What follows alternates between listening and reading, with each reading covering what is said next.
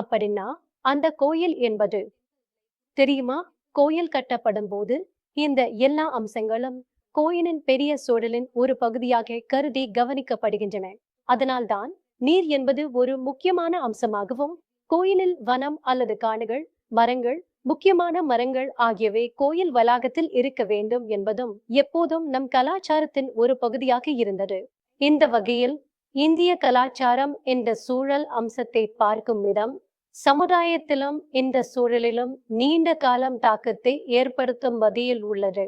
உதாரணத்திற்கு, ஒவ்வொரு கோயிலிலும் ஒரு ஸ்தல விருஷம் இருக்கும். இந்த ஸ்தல விருஷங்கள் என்பது அந்த இடத்தில் இயற்கையாக வளரும் மரங்கள்.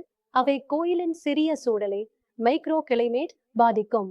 அதனால்தான் நாம் கோயிலுக்குள் செல்லும் போது ஒரு வித்தியாசமான அனுபவம் கிடைக்கும். நீங்கள் அறிந்திருப்பீர்கள், கோயிலுக்குள் செல்லும் போது அந்த இனத்தின் சிறிய சூழ்நிலை மாறுகிறது. இப்போது நான் கவனிக்கிற ஒரு துண்டிப்பு என்னவென்றால், நவீன காலத்தில் நிலைத்தன்மையை பார்க்கும் விதம் குறுகிய கால நோக்கில் உள்ளது.